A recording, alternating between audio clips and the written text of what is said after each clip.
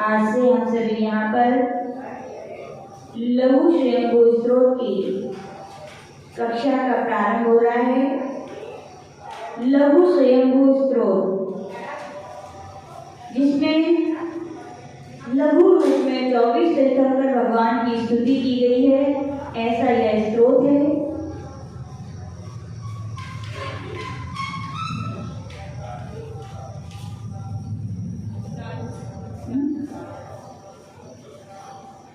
तो यहाँ पर सर्वप्रथम पहले छंद को पढ़ेंगे बस सभी लोग। एनस स्वयं बोधमयेन लोका। एनस स्वयं बोधमयेन लोका।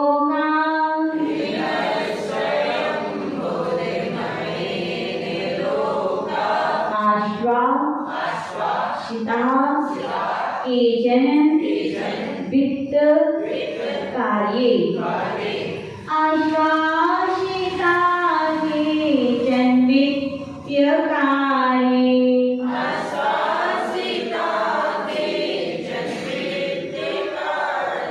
प्रबोधिता केचन मोक्ष मार्गे।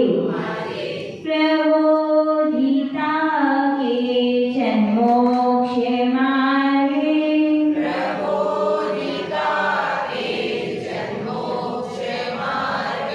तमादि नाथं प्रणमामि नित्यं। तमादि नाथं प्रणमामि नित्यं।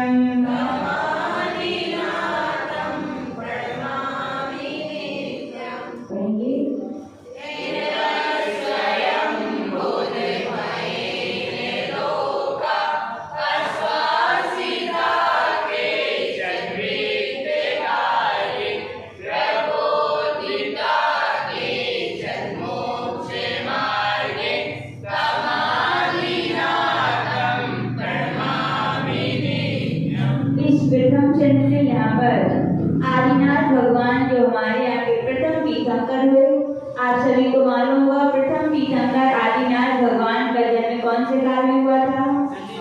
तृतीय काल में ही उनका जन्म हुआ और तृतीय काल में क्या हुआ है? उनका मोक्ष हुआ है। आदिनाथ भगवान के जन्म नगरी का नाम क्या था? अयोध्या था। उनके माता का नाम मरुदेवी और पिता का नाम नाभिराय था। और आदिनाथ भगवान का मोक्ष कहाँ से हुआ था? कैलाश पर्वत से। अपन छोटी छोटी ये चीजें सीखेंगे। आदिनाथ भगवान ने दीक्षा कहाँ ली थी? प्रयागराज में। कहाँ ली थी? आज भी इलाहाबाद में वो प्रयागराज में वो वृक्ष, बट वृक्ष आज भी विशाल रूप में विराजमान है। आदिनाथ भगवान ज्ञान हुआ था कुरिमताल नगर में। कहाँ हुआ था? कुरिमताल नगर में उन्हें केवल ज्ञान हुआ था और उनके लिए मोक्ष कहाँ हुआ था? प्रयागराज। तो इतनी बातें अपन सभी क्या करेंगे? याद रखेंगे। यहाँ पर अब अर्थ देखेंगे। उस समय का प्रकरण चल रहा है जब आदिनाथ ऋषभदेव जब राज्यवस्था में थे, वो भूमि का काल समाप्त हो गया था। वहाँ पर जब कल्प वृक्षों ने सारी सुविधाएं देना बंद कर दी थी, तब सारी प्रजा ऋषभदेव प्रजापति जो पहले कहलाते थे उनके पास गए थे और उनसे निवेदन किया था कि प्रभु, कल्प वृक्षों ने हमारे लिए भोजन पानी वस्त्र आदि देना बंद कर दिया है, अब हम कैसे अपनी जीविका का यापन करें? तब आदिनाथ महाराज ने यानी कि ऋषभदेव प्रजापति जो प्रथम राजा थे, उन्होंने वहां पर कहा था एन स्वयंबोध मयेन लोका, एन यानी जिन्होंने किन्होंने आदिनाथ भगवान ने स्वयं बोध यानी स्वयं से जिनके अंदर ज्ञान उत्पन्न हुआ था, मयेन यानी उसके द्वारा, लोका खेचन, खेचन यानी किन्हीं लोगों के लिए, खेचन यानी क्या? किन्हीं, और लोका यानी किन्हीं लोगों के लिए वित्त कार्य, वित्त का अर्थ होता है धन, धन को अर्जन करने वाले कार्य यानी कि आजीविका के जो साधन होते हैं, आश्वासिका, उनके लिए उन्होंने क्या किया था? आश्वस्त किया था, यानी उनके लिए वो ये मार्ग बताया था कि आप ग्रस्त हैं और गृहस्थी के लिए धन चाहिए, धन के लिए आप क्या करें? तो भगवान ऋषभदेव ने षट कर्म का उपदेश दिया था। किसका उपदेश दिया था? और कौन से षट कर्म में? अशी, मशी, कृषि, विद्या, वाणिज्य और शिल्प। अशी का अर्थ क्या होता है? तलवार, यानी कि तलवार चलाना सिखाया था। किस लिए चलाया था? किसी को सताने के लिए नहीं, अपने और अपने परिवार, अपने राज्य के लोगों की रक्षा के लिए उन्होंने क्या चलाना सिखाया था? अशी यानी तलवार चलाना सिखाया था। अशी के बाद मसी, लेखन आदि, मसी का अर्थ होता है स्याही, स्याही यानी लेखन आदि कार्यों की शिक्षा दी थी, उसे क्या कहते हैं? मसी कहते हैं। और कृषि, कृषि यानी खेती, भगवान ऋषभदेव ने प्रजापति की अवस्था में कृषि करो या ऋषि बनो ऐसा उपदेश दिया था। क्या उपदेश दिया था? श्रेष्ठ मार्ग तो यही कि क्या बने आप सभी? ऋषि बने। लेकिन ऋषि ना बन पाए तो क्या कहा था? भैया क्या करो? कृषि करो। तो अशी, मशी, कृषि। विद्या, विद्याएं बहुत प्रकार की होती हैं जिनमें आप पारंगत हो, यानी कि महिलाएं हैं तो भोजन आदि बनाना की उनके लिए विद्या है, पुरुष वर्ग है तो उनके लिए भी बहुत सारी विद्या है, व्याकरण सीखना, घोड़ा पर बैठना सीखना, बाकी बाण वगैरह जो भी विद्याएं होती हैं उन सबका हमने उपदेश दिया था। विद्या, फिर वाणिज्य, वाणिज्य यानी क्या? व्यापार। जैसा अभी वर्तमान में व्यापार चलता है वैसा व्यापार पहले नहीं होता था। पहले धन रुपया पैसे की व्यवस्था नहीं थी। पहले यूँ होता था किसी के पास गेहूं है और किसी के पास चावल है, तो दोनों क्या कर लेते थे? आदान प्रदान। तो हमारा कह रहे हो गेहूं ले लो, मुझे क्या दे दो? चावल दे दो। इस प्रकार से वहाँ पर आदिनाथ ऋषभदेव ने वाणिज्य यानी व्यापार की शिक्षा दी थी और अंतिम कर्म बताया था, उसका नाम क्या है? शिल्प। शिल्प यानी आप मूर्ति भी कैसे बनाए, बर्तन वगैरह कैसे बनाए, लकड़ी की वस्तुएं कैसे बनाए, जो नक्काशी वगैरह का काम सिखाया था, पत्थर पर, लकड़ियों पर, सब प्रकार का, उसे क्या कहते हैं? शिल्प कहते हैं। तो इस प्रकार आदिनाथ भगवान ने वित्त यानी धन के अर्जन करने के लिए 6 प्रकार के षट कर्मों का उपदेश दिया था। आगे इसी बात को कह रहे हैं प्रबोधिता के जन मोक्ष मार्गे। जब आदिनाथ भगवान को केवल ज्ञान हो गया तब उनकी दिव्य देशना थी और उन्होंने अपनी दिव्य देशना में केचन लोका, कुछ लोगों के लिए, इन लोगों के लिए जो मोक्ष मार्ग पर चलने के योग्य हैं, उनके लिए मोक्ष मार्ग में प्रबोधिता, मोक्ष मार्ग में क्या किया था? प्रबोधित किया था, लगाया था। मोक्ष मार्ग आप सभी समझते किसे कहते हैं? मोक्ष मार्ग सम्यक दर्शन, सम्यक ज्ञान और सम्यक चारित्र्य की एकता का नाम क्या है? मोक्ष मार्ग। याद हो गया? इसे कहते हैं तीनों की एकता का नाम क्या है? मोक्ष। यदि आप अकेला कह दोगे सम्यक दर्शन मोक्ष मार्ग है तो नहीं है, सम्यक ज्ञान मोक्ष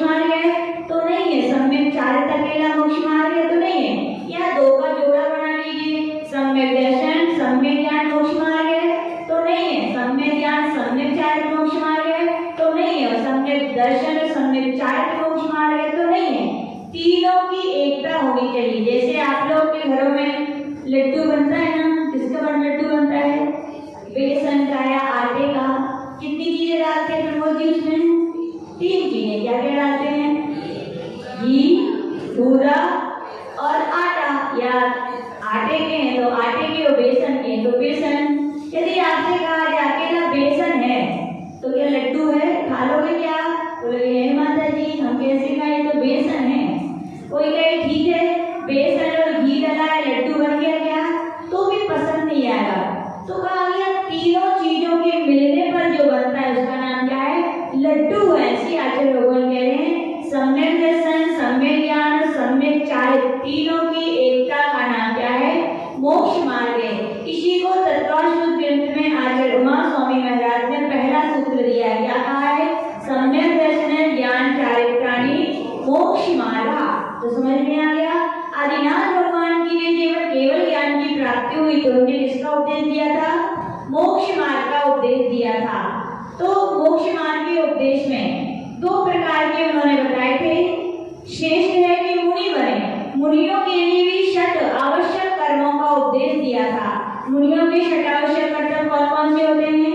समता, वंदना, स्तुति, स्वाध्याय, प्रतिक्रमण और कायसल। ये 6 मुनि महाराजों के लिए 6 आवश्यक कर्तव्यों का उपदेश दिया था।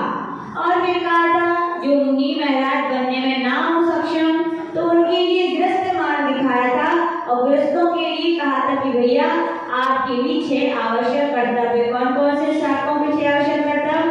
देव पूजा, गुरुपास्ती, स्वाध्याय, संयम, तप और दान। ये 6 प्रकार के शाखों के 6 कर्तव्य का किसने उपदेश दिया था?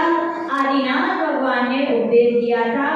तम यानी उन आदिनाथम, आदिनाथ जिन्हें को प्रणमामि नित्यम, मैं क्या करता हूँ? नित्य सदा ही नमस्कार करता हूँ।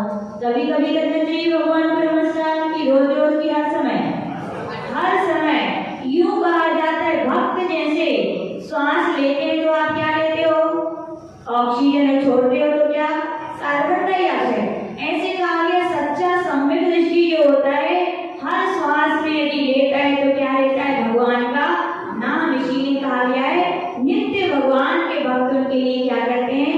नमस्कार करते हैं। वर्ड समझ में आ गया? फिर से एक बार देख लीजिए। एन स्वयं बोध मयि लोका, एन यानी जिन्होंने, स्वयं यानी स्वयं से, बोध यानी उत्पन्न हुए, ज्ञान मयि यानी के द्वारा, किए जाने लोका किन्हीं संसार के लोग के जीवों के लिए, वित्त कार्य यानी धन के कार्यों में, धन कमाने के आजीविका के कार्यों में आश्वासिता यानी आश्वस्त किया था। और जब केवल ज्ञान हो गया था तब मोक्ष केचन लोका यानी किन्हीं लोगों के लिए मोक्ष मार्ग में क्या किया था? प्रबोधिता यानी मोक्ष मार्ग का उनके लिए उपदेश दिया था। ऐसे तम यानी उन आदिनाथम, आदिनाथ भगवान को नित्यम यानी सदा ही, प्रणमामि यानी मैं क्या करता हूँ? नमस्कार करता हूँ। इस प्रकार से आदिनाथ भगवान की यहाँ स्तुति की गई है। एक और सूत्र पढ़ेंगे अपन। इंद्रा दिधि क्षीर समुद्र तोयई। इंद्रा दिधि क्षीर समुद्र तोयई।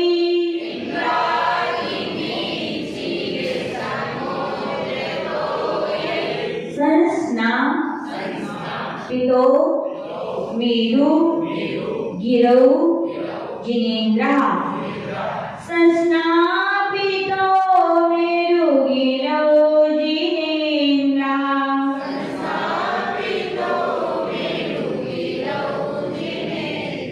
यह काम जेता जन सौख्य कारी।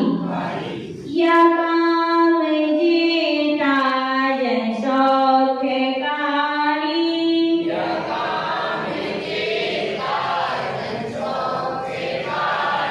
तम शुद्ध भावा दजितम नमामि तं शुद्धभावादजितं नमामि।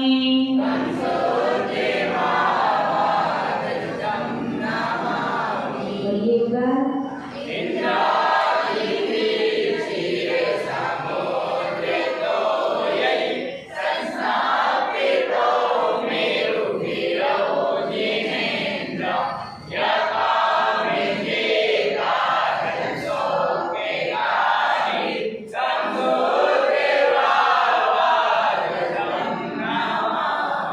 यहाँ पर दूसरे नंबर का छंद है और यहाँ पर आदित्यनाथ भगवान की स्तुति गई। किसकी स्तुति की गई है?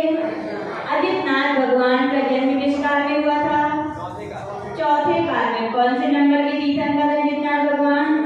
दूसरे नंबर के तीर्थंकर, याद रखिएगा। और आदित्यनाथ भगवान एक ऐसे तीर्थंकर हैं जिनके समय में 170 तीर्थंकर हुए थे। कितने हुए थे? ज्यादा से ज्यादा कहा जाता है एक समय में तीर्थंकर हो सकते हैं तो कितने होते हैं? 170। तो ऐसे कौन से तीर्थंकर हैं जिनके काल में 170 तीर्थंकर हुए? आदित्यनाथ भगवान ऐसे तीर्थंकर हैं जिनके काल में 170 तीर्थंकर हुए। और आदित्यनाथ भगवान का जन्म कहाँ हुआ था? कहाँ हुआ था? अयोध्या में हुआ था। और उनका चिन्ह कौन सा है? किसका चिन्ह है? हाथी का चिन्ह है। और उनके पिताजी का नाम था अजितशत्रु। क्या नाम था? उनके पिताजी का नाम क्या था? अजितशत्रु था। और उनकी माता भी थी। और उनका मोक्ष हुआ था सम्मेद शिखर जी से। कहाँ से हुआ था? सम्मेद शिखर जी की सिद्धवरपुर से। कहाँ से हुआ था? सम्मेद शिखर जी की सिद्धवरपुर से, यानी कि आदित्यनाथ भगवान सम्मेद शिखर जी से इस अवसर बड़ी काल में यदि प्रथम नंबर पर मोक्ष आने वाले तीर्थंकर थे तो कौन से थे? आदित्यनाथ भगवान है। यहाँ उनकी स्तुति की गई है। आदित्यनाथ भगवान की स्तुति करते हुए यहाँ पे बताया गया है इंद्रादिभि क्षीर समुद्र तोये। इंद्रादिभि यानी इंद्रादिकों के द्वारा। किसके द्वारा? इंद्रादि यानी सौधर्म इंद्र आदि के द्वारा क्षीर समुद्र तोये। क्षीर समुद्र यानी कि 5वें नंबर का जो समुद्र है उसका नाम क्या है? क्षीर समुद्र तोये। तोये का अर्थ होता है जल, यानी कि क्षीर समुद्र के जल के द्वारा संस्नापितो मेरुगिरो जिनेन्द्रा। संस्नापित, संस्नापित का अर्थ क्या होता है? जिनका अभिषेक किया गया। कहाँ पर किया गया? मेरुगिरो, सुमेरु पर्वत पर। आपको मालूम है तीर्थंकरों भगवान का अभिषेक कहाँ पर होता है? यूं तो कहा जाता है जम्बू द्वीप में। कौन सा द्वीप है? सुदर्शन मेरु। कौन सा है? जम्बू द्वीप में केवल एक मेरु, उसका नाम क्या है? सुदर्शन मेरु है। और अपने जितने तीर्थंकर हुए सब क्या हुए? जम्बू द्वीप के भरत क्षेत्र में हुए। तो उनका अभिषेक कहाँ पर भी हुआ है? सुमेरु पर्वत पर। गिरौ यानी पर्वत, जिनेन्द्रा यानी कि जिनेन्द्र भगवान का। कौन से जिनेन्द्र भगवान का? आदित्यनाथ भगवान का। स्पष्ट हो गई पहली लाइन। जिनेन्द्रा यानी आदित्यनाथ भगवान का इंद्रादिभि सौधर्म इंद्र आदि के द्वारा क्षीर समुद्र के जल से मेरु गिरो मेरु पर्वत पर संस्नापित हो यानी क्या किया गया? अभिषेक किया गया। यह यानी जो काम जेता, किसको जीतने वाले हैं? काम रूपी शत्रु के लिए जो जीतने वाले हैं। और जन सौख्यकारी, हर भव्य प्राणियों के लिए या संसार के प्राणियों के लिए जो क्या है? सौख्यकारी, सुख को देने वाले हैं। ऐसे तम शुद्ध भावा, तम यानी उन, अजितम यानी आदित्यनाथ भगवान को शुद्ध भावा, शुद्ध भावों के द्वारा। कैसे भावों के द्वारा? अपना धर्म जैन धर्म भाव प्रधान है। जैसे अपन निर्मल परिणति के द्वारा भगवान की स्तुति करते हैं, पूजन करते हैं, वंदन करते हैं, वैसी हमें किसकी प्राप्ति होती है? उसी प्रकार के भावों की प्राप्ति होती है। तो यहाँ पर कहा गया शुद्ध भावा, ये भगवान में आत्मा के शुद्ध भावों के द्वारा आपके लिए क्या कर रहा हूँ? नमस्कार कर रहा हूँ। क्यों कर रहा हूँ? ताकि मुझे भी उन शुद्ध भावों की प्राप्ति हो और उन शुद्ध भावों के द्वारा मैं भी अपने शुद्ध स्वरूप की क्या करूँ? सिद्धि कर सकूं। तो एक बार फिर से देख लीजिए। इंद्रादिभि सौधर्मेंद्र आदि देवों के द्वारा जिनेन्द्र आदित्यनाथ जिनेन्द्र भगवान का क्षीर समुद्र के जल से मेरु गिरो मेरु पर्वत पर संस्थापित यानी अभिषेक किया गया। यह यानी जो काम देता है यानी काम रूपी शत्रु को जीतने वाले हैं, जन सौख्यकारी यानी सभी के लिए सुख को देने वाले हैं, तम यानी उन दहितम यानी आदित्यनाथ जिनेन्द्र के